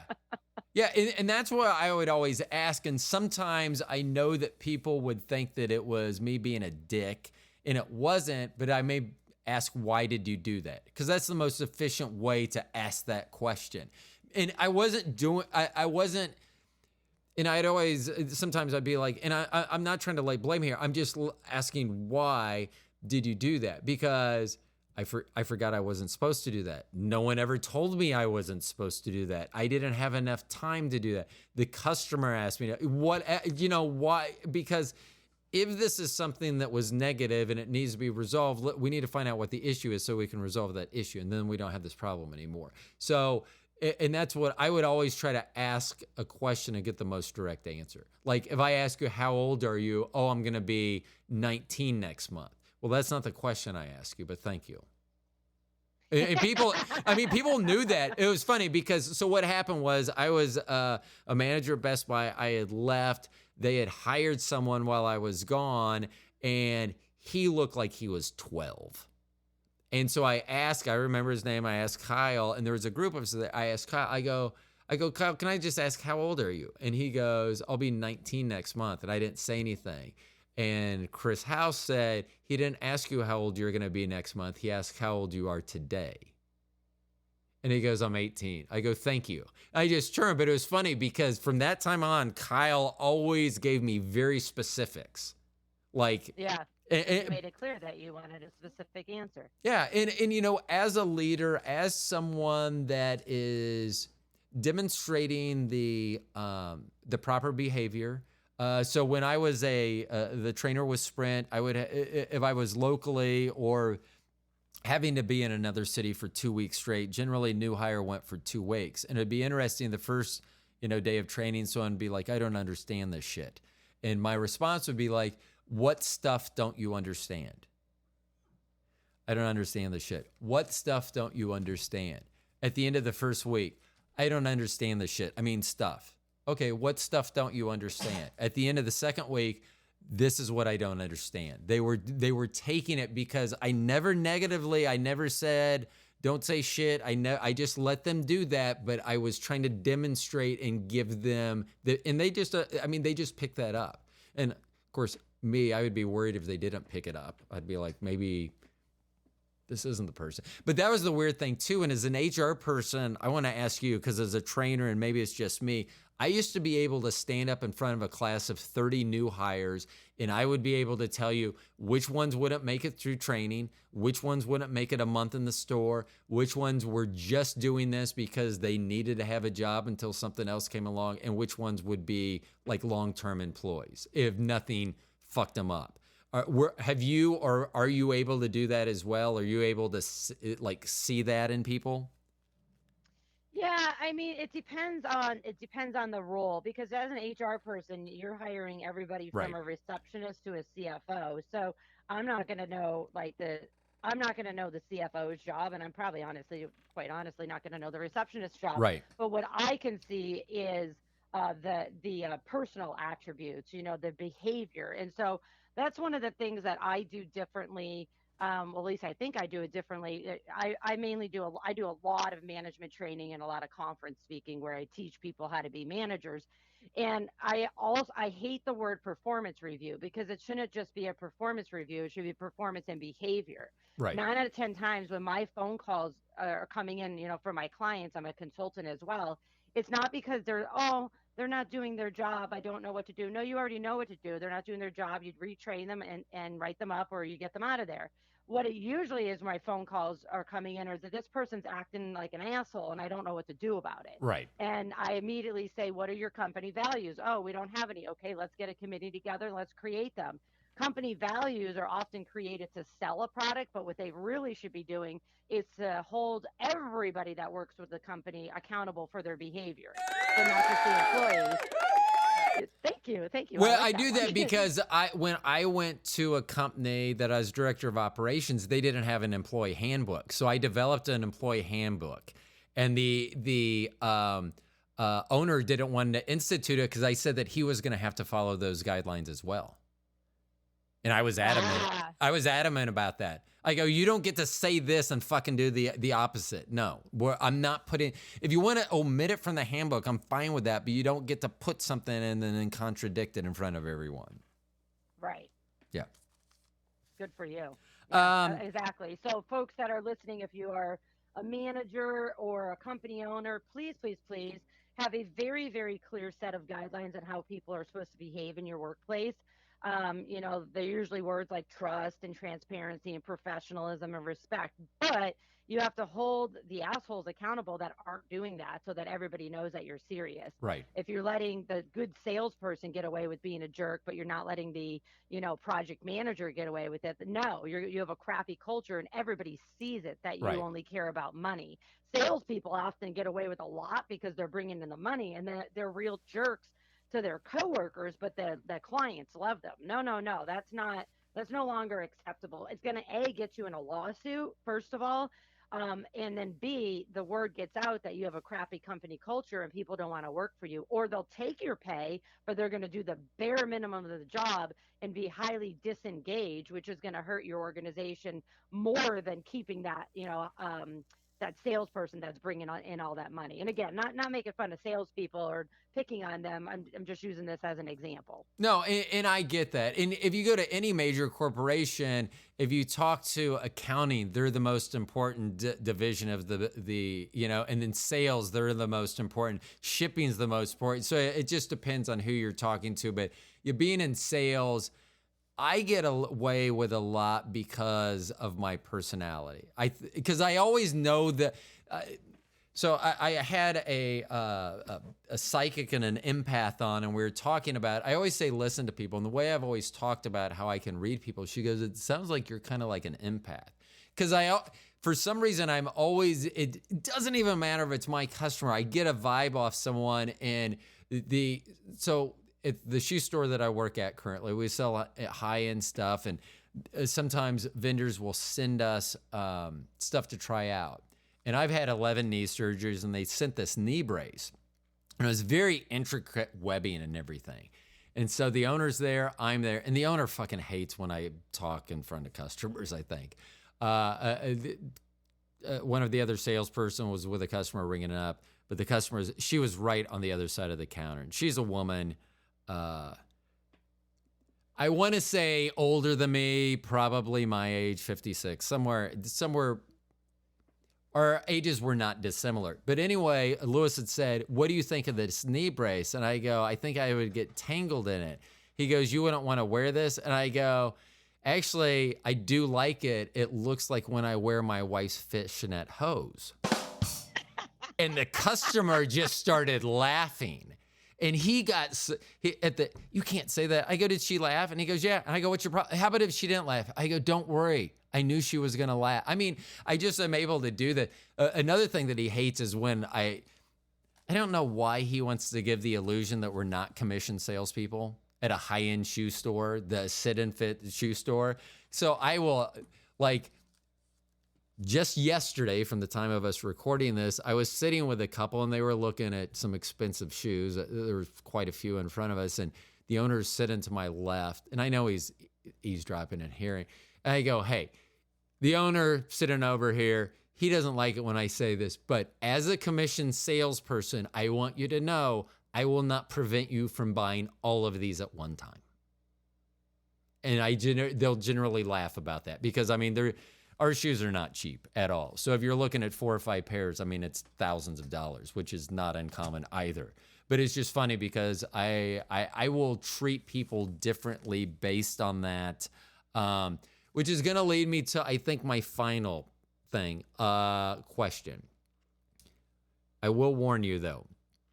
I don't seem to understand what the term final question means. So even though I'm going to ask you a question, there may be quite a few other ones. So I just always want to tell people that when we get to the final question stage. But so hearing the greater Kansas City area where I live just recently, and at the time of us recording this, it is mid-November of 2023. There was, because you had mentioned, and the reason I wanted to also bring this up is you had just mentioned lawsuits. Because everyone loves to litigate everything now. There is a guy on the a city council here of a suburb of Kansas City who was fired because he sent a video of him masturbating on the couch to coworkers.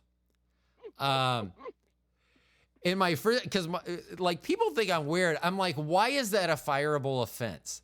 Is it not in good taste? Are there a lot of things? But I mean, me personally, I don't know what the guy's name was, but I would have been, let's just say his name was Ro. I would have been like, hey, Ro, we got a meeting next week, and if you're going to masturbate again, don't have the video on. I mean, I would use that to my advantage, and I know you can't do that anymore, and that's one thing that I hate, that this is not the 1980s sometimes. Overall, we live and work in a much better climate than it was in the 80s. But I just don't understand why that was such a fireable offense, because everyone went up in arms. I mean, it's bad taste. You shouldn't have done it. But I mean, I'm just like, I don't know. I mean, no, absolutely do not do that. Do not. No, I'm not saying you. Listen to me, people. No, I'm not saying that you should. But first of all, there should be a hard and fast rule. Work computer, porno computer. I mean, gosh, that seems basic, but it seems like someone should have told this dude that.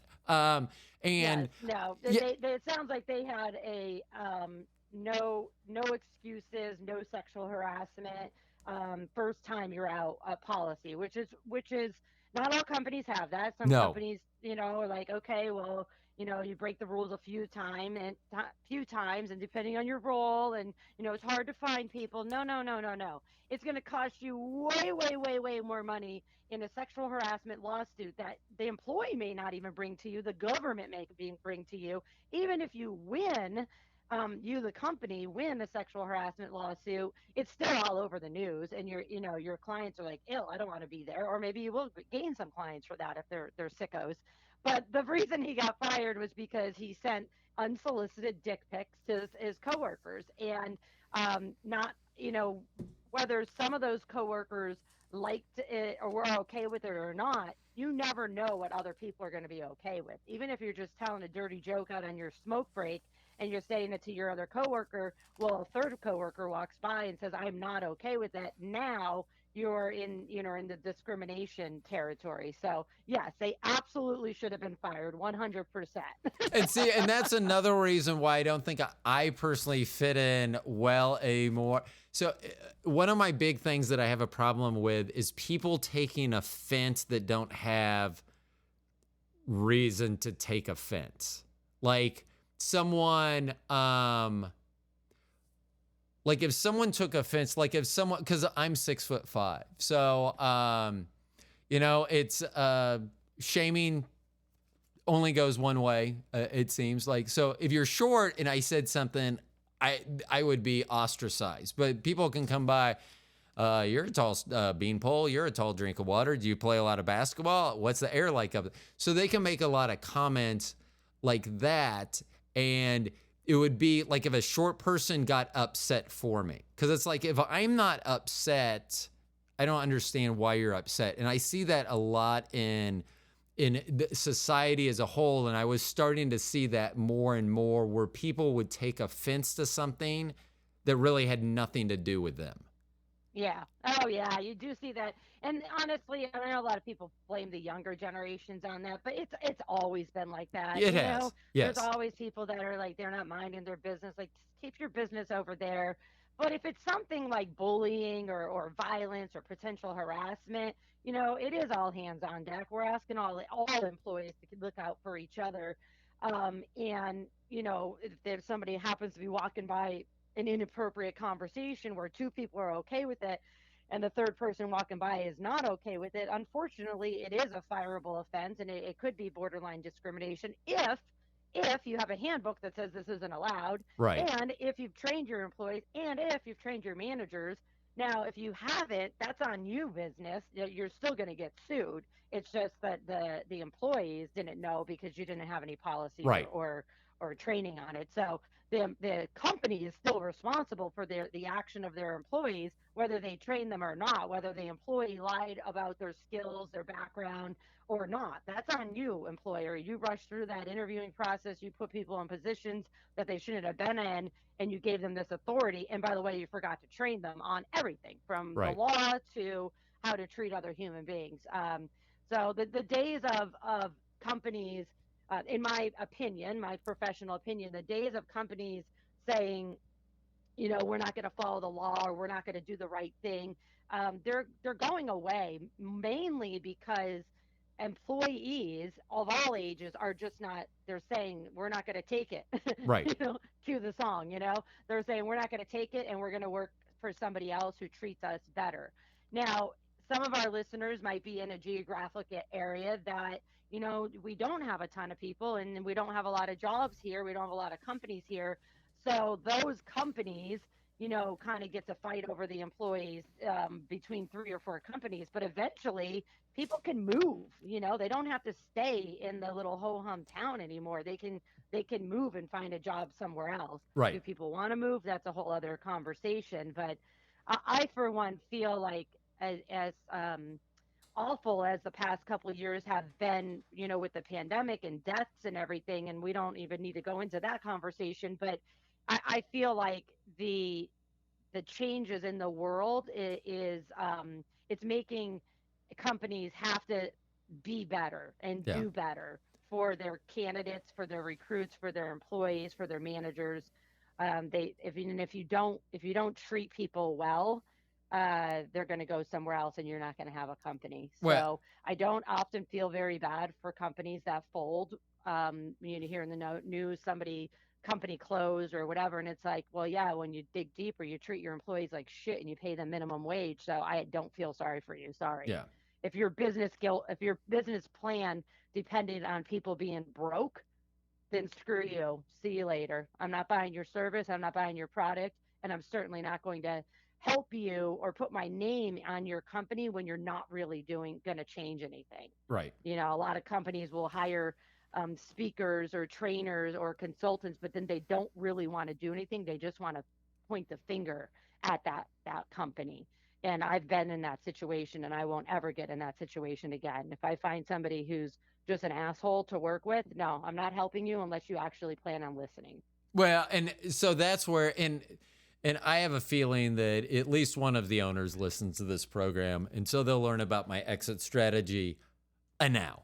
So I'll be there until we get our profit sharing for next year, and then I will probably be bolting, because we had an issue where one day I went to work. There's another gentleman there. When I got there, he's like, we opened together. He's like standing way on the other side. has a mask on. I go, what's going on? He goes, I tested positive for COVID today. I was like, oh, okay. So we had some masks back there. So I grabbed a mask, put it on. The owner and the owner's wife came in, and this guy left.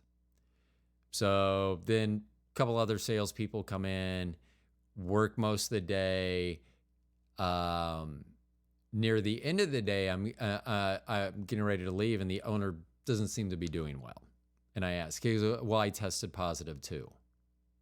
Hold on, I got a sound for that. And I lost my ever-loving shit because he had tested positive before he had come into the store. And so why did you come in? Yeah. So my deal was, if you're going to be there and expose other people, I mean, so the other guy had already, so I didn't have COVID. At least at that point, I hadn't been feeling bad, nothing. There was nothing to indicate that I should have been. So I went and tested. I immediately came up negative. But my thing was, why wouldn't you have sent me home? You guys could have both been positive and hung out there together. But then the fact that we did not tell customers, we just wore a mask. And then the answer was not a legitimate answer. The answer was we were exposed to. And they were. We got it somewhere. They got it. I ended up never getting it. That was the other thing. So I ended up having to take 4 days off of my own vacation time so that I didn't have to work with people that were showing up with COVID. Yeah, that's shitty. It is. So that's why, and I'm not shy about saying that that's why I'm going to be leaving the company after the start of the new year, is because, and there are a couple of other times. There are times I get it. I'm high maintenance. I will butt heads. That's when you're an extra star. Sometimes it's hot. But there are just times where, so on Labor Day, I ask why we're open We're going to be open from 9 to 3. We're generally open 9 to 6. And I go, what? I just asked the question, why are we open on Labor Day? And the answer is we're always open Labor Day. Once again, let me restate the question. This Labor Day, why are we open from 9 to 3? He goes, what do you mean? I go, well, Labor Day is not like the 4th of July, where 4th of July people will do picnics, but a lot of times it's late evening and they'll go into the fireworks and stuff. I go, Labor Day is the end of summer. That's the last day at the pool. You have us working 9 to 3. People usually do cookouts at lunch because they got to work the next day, so they're not cooking out and drinking late into the dinner. You have us working 9 to 3, so by the time we get off, and he goes, yeah, but you don't have to work a full day. And then I go, exactly. So now I don't get to spend time with my family, and I'm not working a full day, so I'm not going to get my full pay, and I'm going to assume that because it's a holiday, people aren't going to be coming in to buy shoes. And he got so pissed. He stormed off the floor. And a fairly new salesperson at the time, his eyes got so big. And then Lewis comes storming back out. He goes, didn't I give you an employee handbook? And my answer was, yes, you did, and it doesn't address this. And he went back in. He went back in the back room. 10 minutes later, he came out and he goes, we're going to be closed on Monday. I was like, okay. And the funny thing is now and I know it's post-pandemic, but so this year being closed on Labor Day, we were 20% higher than we were last year being open on Labor Day. We're at 20% more for the week. So, because my feeling is, especially with a store like us, you have to know your clientele. They can't go, oh, they're closed, I'm going to go to Walmart and buy these shoes. That's not how it works. They have to come back and buy them from us when we're open. So when we're open is when they're going to show up. We don't need to fucking accommodate them. Give me the day off. Of course, I'm saying that because it means more to me. But it was just funny because he was so upset. And when he stormed out and goes, didn't I give you an employee handbook? And I'm like, yeah, and it doesn't address this. That even was worse, I think. I should have just been like, I should have shrugged my shoulders and used this voice. I don't know. I should have been using that voice the whole time, actually, because that's something I'm sure an HR person would love. Someone would be sent to HR because this is how they talk, and my cubicle mate doesn't like it because I'm talking like this all the time, and they're like, you sound like a chipmunk, and I'm like, I'm not a chipmunk, I'm just a guy talking like this. I know. I do love that voice. Yeah. That's hilarious. I wish I would have started with that. Man, I wish I wouldn't have waited an hour and 45 minutes into it. So, okay. So final question, probably, maybe, probably not. What is the biggest challenge you foresee for HR, regardless of the size of the company, if you can do that? What do you see the biggest challenge? Forcing people to go back to the office, some new technology. I mean, we didn't even get into AI and how that's changing jobs or even resumes for people. And I teach HR people and really anybody how to use ChatGPT to get that giant to-do list off the plate. You Right. know, writing memos, writing you name it. You can write a song. You can do anything with it, and you can use AI to help get that giant stuff off the plate so that you're actually working with your employees and not being stuck behind a computer, you know, trying to develop a memo or a policy. Right. The biggest focus, I should say, it's not really it is a challenge, is just retaining employees. So retaining good employees, retaining engaged employees. And I don't mean by marital status. I mean, hey, I want to be here. I want to do a good job. I'm coming back tomorrow. I'm referring my friends. But engagement in the US, in Canada, around the world is incredibly low right now. And so just if you have the a capability to actually attract people, it could be because of your pay, it could be because of your benefits, but that doesn't mean that just because somebody hasn't quit yet or because they're accepting a job doesn't mean they're going to be engaged and fully engaged. Right. And so managers, whether it's the business owner acting as a manager or whether it's a giant company and they're assigning people to be managers, they need to be trained on human behavior, how to communicate with different people of different ages, different, backgrounds, different experiences.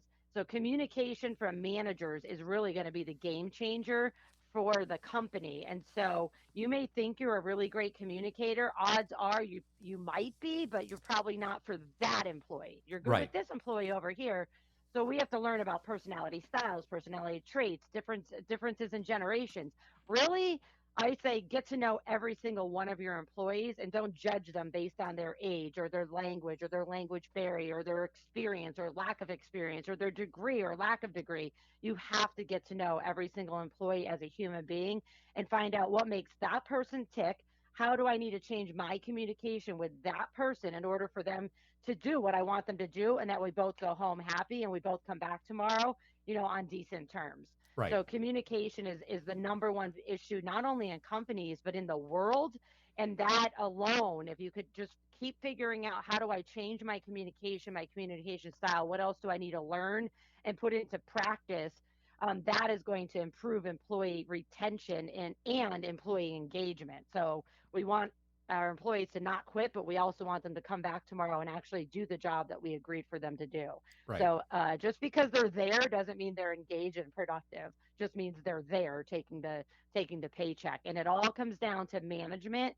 And for those folks that are on today, again, that are business owners, don't go pointing the finger at the managers because you put them in that role and you did that with or without training, or you trained them wrong and you're not holding the managers accountable. So managers do make a difference in today's world. But I do feel for quite some time, I don't know how long, but it's not going to be resolved in 2024 is my personal opinion, that we're still going to have major issues for quite some time, years ahead of not having enough skilled workers for the skills that we need today, because the skill didn't exist yesterday. So the employee exists, the human exists, but they need to be trained, and it's probably going to be by you.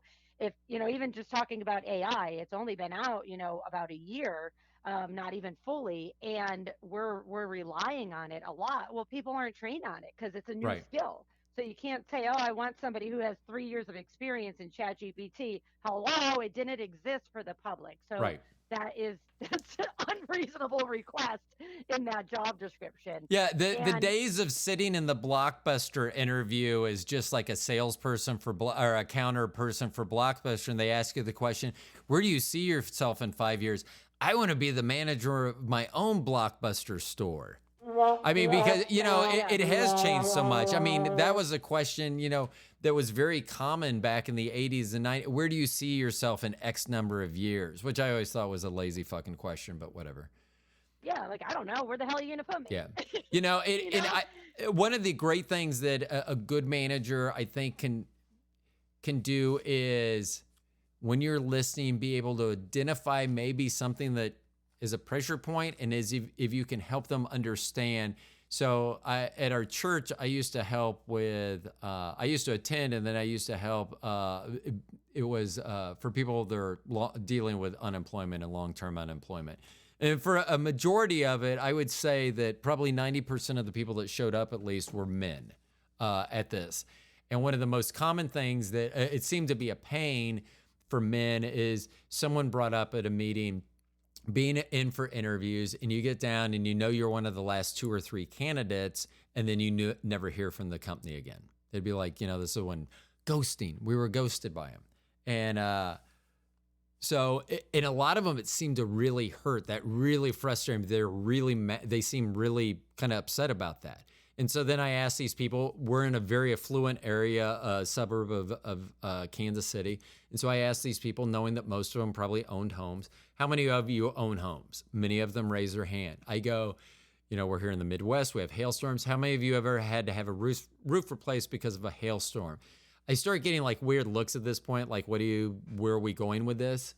And so, a few of them, and I would ask, I think I asked 4, I go, what did you do? What was the process of getting your roof replaced? Well, I would call all these different companies. They would come out, they'd look at the roof, they'd give me bids and everything. I'd decide who I was going to have fix my roof.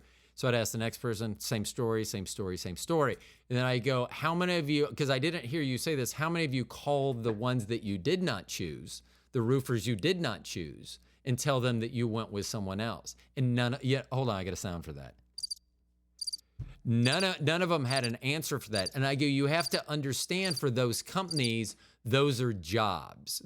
Just like you're trying to get a job, those roofing companies, you're a job to them.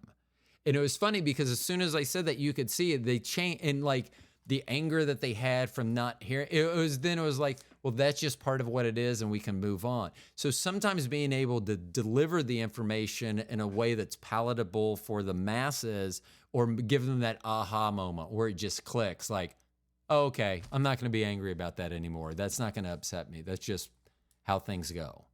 Yeah, I mean, the last piece of advice, again, that I would give to anybody that's listening is just remember, you have to grab that mirror and say, maybe I'm part of the problem. Yeah. And 9 out of 10 times, it's usually just simple communication. And there's also a fear factor, for employees that don't want to speak up. If your employees aren't speaking up to you, it's probably for a reason. They are afraid of you or your actions or reactions, or the company's reactions based on, previous experience within your company. But if your employees are not saying, hey, I see a mistake and I want to let you know before we proceed with this project, well, it's because they don't trust you, or they don't feel safe enough to speak up and say, I see something's wrong and I want to say something. So, well, and we have that's exactly right. But a lot of people don't have the, I don't know, fortitude would be the right word, to do that, to speak up. Like I always do that. I'll just be like, I'm not doing it. And I'll give you, I'm not going to say it and not give you, I'll give you an exact reason, because it's not my job.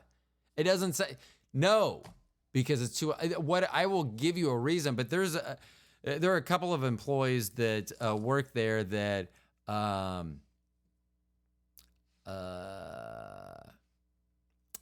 let's put it this way. There have been multiple times when I've been with just these 2 employees where I've had to text the owners saying, if you guys don't say something to them, I'm leaving. And then on one day, I actually did leave. They were on their way in, and I was like, fuck this, I'm out. Because these 2 people argue and scream. I mean, in front of customers. Yeah, that comes down to the expected behaviors in the workplace. This right. is not an expected behavior. Right, but the funny thing is, if this happens again, you're out. Yeah, so the funny thing about that situation with me, they were more upset that I had to leave because one of the owners was supposed to be off that day, and he was mad that he had to come in. Not that these fuckers were doing what they were doing, that he had to come in because I decided to walk out that day. I go, well, you're just lucky I decided to come back the next day. But we do have another employee who's fairly new, and that employee has the same, he's like, I just can't handle it. I just can't. And I go, you need to say something. But he won't speak up. No, not everybody's going to speak up. And you know, this is you know, what I want to say is it's not the employee's duty to speak up. It's Right. the manager's duty to speak to the employees so that they feel safe reporting something or Yes. safe speaking up. And if they don't, if their natural, thank you, if their natural personality is to not speak up, it's going to be even more difficult for them. And if anybody has ever been yelled at or criticized for speaking up, they're totally not going to. So Yes. it's up to the leadership team, which again, I hate the word leadership when it's an org chart level, Right. but it's up to the managers and the owners. So if you don't be mad at employees for not speaking up, that means your environment, your culture is not a safe culture for people to speak up. And, Exactly. you know, people are getting trouble for other things. So, you know, if you have a good company culture and you're always, you know, asking employees for feedback, surveys, stay interviews, you name it, and then you're making changes, employees are going to feel safe. Even the ones that are timid or even fearful, they're going to feel much more safe speaking up because it's not going to be held against them, even Right. if it's turned out to be their fault. If you don't have what I'm talking about, then you need help. Yeah. And I think You that's need one you thing need some about management training. You need to read a book at a minimum. yeah. And I think that was one thing that when I was in a position where I had employees that reported to me, it was always open. They knew they could say anything to me. They literally, I was like, just tell me. Don't fucking just get it off your chest and we'll deal with it. I mean, I was always just, you know, just come to me and talk to me. You don't have to hem and haw. Just tell me. I will find solutions together. We'll figure this out. So, and I think there's a big difference. You can be like in a big box store and you can see some managers that will walk through the department and the employees will scatter. And it's maybe they're fearful, like, oh, I'm not doing it, but then you walk. I mean, I used to like walking in and people you'd see smiles on their face. Oh, he's here. Oh, that's the manager that's on duty today or whatever. And that's what it was like, having that open communication, because not everyone, I just say whatever the fuck is on my mind. So and sometimes that's a frustrating thing for me. Like, why didn't you speak up? And they're like, well, that's not me. So my wife used to be, we've been together 28 years and we were polar opposites of each other. And even though as weird as I may seem, in whichever direction you think that is, I've been pulled much closer to center now. And then my wife has gotten where, you know, she's able to speak up, because that wasn't like her. She didn't know. She always thought it was difficult to start not always. Sometimes would think it was difficult to start a conversation with a stranger or address a problem because this may be the reaction. It's like, you know, don't worry about you can't anticipate the reaction fully. Just if you need to say something, say it and get through it. So, yeah. Okay. Wendy Sellers, the HR lady, and your website is thehrlady.com. Any other, so on your site, and I've been to it, there's many links and testimonials, and I don't think I did this at the beginning. You, as the HR lady, you do training, you do support, consultation, other things that you do for companies.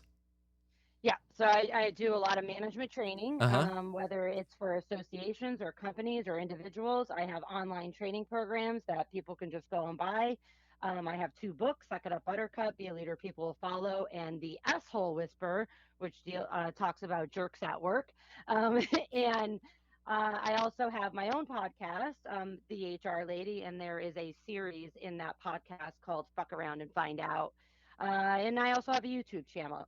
So I give away a lot of free stuff. Go find me on any of the social medias, including LinkedIn, and let me know if I can help you in any way possible. I'd be more than happy to.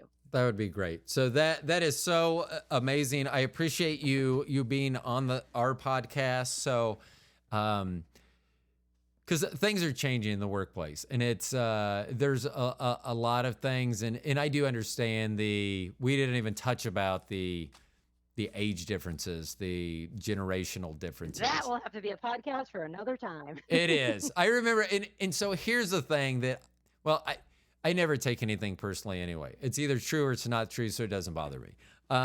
But I am not a boomer.